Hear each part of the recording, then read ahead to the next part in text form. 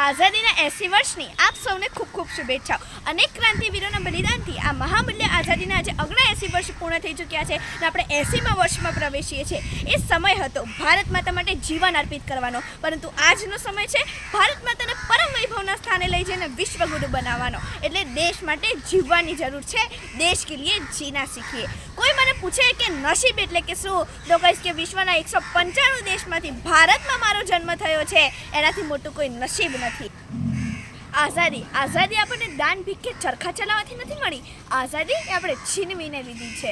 અટલજીએ કીધું છે કે ભારત કોઈ ભૂમિ का टुकड़ा नहीं है, एक जीता जागता राष्ट्र पुरुष है। अभिनंदन की धरती है ये, वंदन की धरती है ये, तर्पण की भूमि है ये, अर्पण की भूमि है। इसकी नदी नदी हमारे लिए गंगा है, इसका कंकर कंकर हमारे लिए शंकर है। हम जिएंगे तो इस भारत के लिए, हम मरेंगे तो इस भारत के लिए।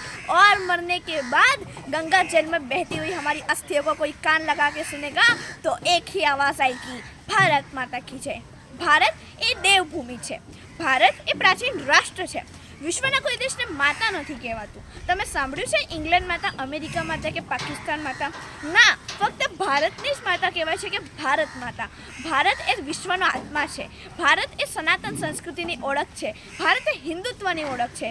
વિષ્ણુ પુરાણમાં ભારતનું વર્ણન કરતા કહ્યું છે, ઉત્તરમ યત સમુદ્રશ્યમ હિમાદ્રેશૈવ દક્ષિણમ વર્ષતદ ભારત નામ ભારતી યત્ર સંતતિ। એટલે સમુદ્રની ઉત્તરમાં અને હિમાલયની દક્ષિણમાં જે દેશ છે તેને ભારત કહે છે અને તેની સંતાનોને ભારતીય કહે છે। કેમ ભારત નામ સાંભળતા જ આપણી છાતી ગર્વથી ફૂલાઈ જાય છે? કેમ આપણે આપણી જાતને વિશેષ લાગવા લાગીએ છીએ? ભારતીય હોવું ને તેમાં ભારતીયતા હોવી એ બહુ ઊંડી વાત છે। રામનું શબરીના હેઠા બોર ખાવું ને ઊંચ નીચની દિવાલો તોડી નાખવી એ છે ભારતીયતા। વિવાહની પહેલા માં બનેલી કુંતીને પંચકન્યા એટલે કે દુનિયાની સૌથી પવિત્ર સ્ત્રીમાં સ્થાન આપવું એ સ્ત્રીઓનું સન્માન એ છે ભારતીયતા। ગાંધારીએ શ્રી કૃષ્ણ ભગવાનને શ્રાપ આપ્યો કે તમારા અને તમારા વંશનો પશુઓની જેમ મૃત્યુ થશે। પોતે સર્વશક્તિમાન હોવા છતાં એક સાધારણ સ્ત્રીનો શ્રાપ વિનમ્રતાથી સ્વીકાર કરવો એ વિનમ્રતા એ છે ભારતીયતા।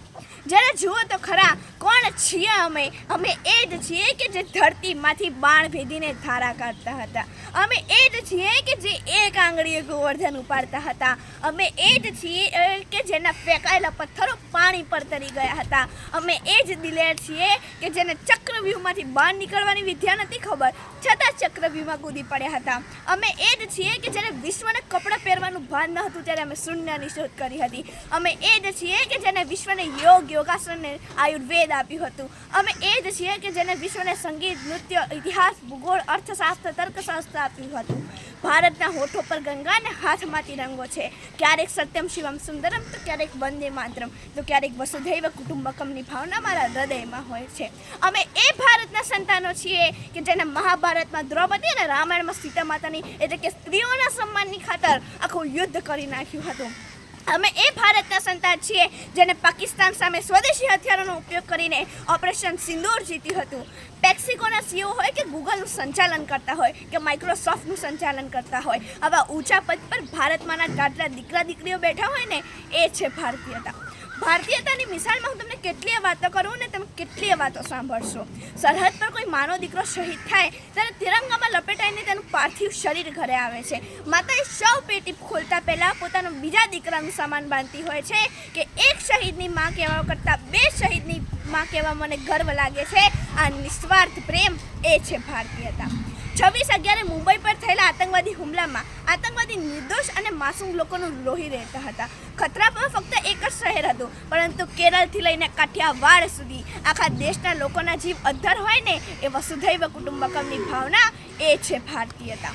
અમને મારતાય આવડે ને બચાવતાય આવડે। દુશ્મનો માટે અમે મિસાઇલો અને ટેન્કો બનાવ્યા, પરંતુ દુનિયા આખી મહામારીમાંથી પસાર થતી હતી ને ત્યારે વેક્સિન પર આખી દુનિયાને અમે જ આપી હતી ને ત્રેતાયુગમાં હનુમાનજી આવીને સંજીવની બુટીથી ફક્ત લક્ષ્મણજીની રક્ષા કરશે એવું નથી। આ કળિયુગના હનુમાનજી એ વિમાનોમાં સંજીવની બુટી ભરી ભરીને આખે વિશ્વને પહોંચાડી હતી અને વેક્સિન પર પણ અમે લખ્યું હતું કે સર્વે સંતુ નિરામયા, ઈશ્વર ખાલી અમારા પર નહીં પરંતુ આખી દુનિયા પર કરે દયા। વિશ્વમાં સૌથી પહેલાં જો પુસ્તક રચાયું હોય તો આ દેશમાં, વિશ્વમાં સૌથી પહેલાં જો કોઈએ મહાકાવ્ય ગાયું હોય તો આ દેશમાં, વિશ્વમાં સૌથી પહેલાં જે કલા સંસ્કૃતિ અને સભ્યતાનું નિર્માણ થયો હોય તો ભારતની ભૂમિ પર થયો છે। દોસ્તો માટે સ્વાગતમ ગીત છીએ અને દુશ્મનો માટે મુંહ તોડ જવાબ પણ છીએ. અમે જ અહિંસા અને ઇન્કલાબ પણ અમે જ છીએ. અમે જ ગૌતમ બુદ્ધ અને રાણા પ્રતાપ પણ અમે જ છીએ. અમારી નમ્રતાને જો નબળાઈ સમજી લીધી તો બહુ પછતાશો. વાંસળી વગાડનારી આંગળી ગોવર્ધન ઉપાડશે તો તમે ક્યાં જશો? હમ જાબાज है, जियाले हैं, आंधियों से खेले हैं, बिजलियों के पाले हैं, हम शांति का सवेरा है, हम इंसानियत के उजाले हैं, पहचान लो हमें दुनिया वालो, हम हिंदुस्तान वाले हैं. આ ભાવના પર આપણું ગણતંત્ર ટકેલું છે. આજના દિવસે આપણે સંકલ્પ લઈએ કે કાટને સે કટેંગે નહીં, બાટને સે બટેંગે નહીં. આપણે ભલે ને 300 ભાષા ને 3000 જાતિઓમાં વિભાજિત છીએ, પરંતુ આપણો સૌનું માથું એક જ જગ્યાએ એક જ સ્થાને ઝૂકતું હોય તો આપણા દેશનો તિરંગો છીએ. આજે અનેક દેશ વિરોધી ગેંગ જેમાં ડફલી ગેંગ, ટુકડે ટુકડે ગેંગ ભારત માતાના ટુકડા કરવાનો પ્રયત્ન કરતી હોય, ભારતની લોકશાહીને તોડવાનો પ્રયત્ન કરતી હોય, એવી ગેંગને મુંહતોડ જવાબ આપીએ. અને અસંખ્ય આજે અનેક નવા સ્ટાર્ટઅપથી અસંખ્ય યુવાનો ભારત માતાનું નામ વિશ્વમાં ગુંજતું કરી રહ્યા છે. આજે ભારત દુનિયાની સૌથી મોટી ત્રીજી અર્થવ્યવસ્થા છે. યુપીઆઈ પેમેન્ટ અને જીએસટી પેમેન્ટ આપણા દેશમાં પ્રથમ છે. બુલેટ ટ્રેન અને વંદે ભારત ટ્રેનના પાટા નંખાઈ ગયા છે. અસંખ્ય નવા એરપોર્ટો બની રહ્યા છે. હજી આપણા પાડોશી દેશો તો 2G અને 3G સુધી પહોંચી શક્યા છે, જ્યારે આપણે તો 5G અને 6G તરફ પ્રયાણ કરી રહ્યું છે. ઉજ્જવલા યોજનાથી દરેક ઘર સુધી ગેસ પહોંચી રહ્યો છે. જલ સે નલ યોજનાથી દરેક ઘર સુધી પીવાનું પાણી પહોંચી રહ્યું છે. અવકાશી ક્ષેત્રે ગગનયાન હોય, ચંદ્રયાન હોય કે મંગળયાન હોય, ભારત અવનવી ઊંચાઈએ પહોંચી રહ્યું છે. G20ના સફળ આયોજને તક વિશ્વનું ધ્યાન ભારત તરફ ખેંચ્યું હતું. DRDO દ્વારા સ્વદેશી શસ્ત્રનું નિર્માણ થાય છે, જેમાં બ્રહ્મોસ્ત્ર મિસાઇલ, અર્જુન ટેન્ક તેમજ સુદર્શન ડિફેન્સ સિસ્ટમ એ જેવા શસ્ત્રો ભારતે પોતાની જાતે તૈયાર કર્યા છે. પહેલાં ભારતમાં ઘણા આતંકવાદી હુમલા થતા હતા, પરંતુ આજે ઝીરો ટોલરન્સથી ભારતમાં એક પણ આતંકવાદી હુમલો થતો નથી. નોંધ કરી લો, 19મી સદી ઇંગ્લેન્ડની હતી, 20મી સદી અમેરિકાની હતી અને 21મી સદી એ આપણી છે. સોગંદ છે ભારત માતાની કે અમારી મર્યાદાને જો લલકારશો તો ઘરમાં ઘૂસીને મારીશું.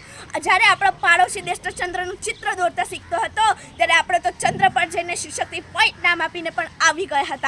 આજના દિવસે આપણે સૌએ સંકલ્પ લઈએ કે આપણા હૃદયમાં આપણું ભારત ધબકતું રહે, આપણી ભારતીયતા અમર રહે અને આપણા અખંડ ભારતનું જે સ્વપ્ન છે તે સિદ્ધ થાય તે માટે આપણે પ્રયત્ન કરીએ. અસ્તુ ભારત માતા કી જય.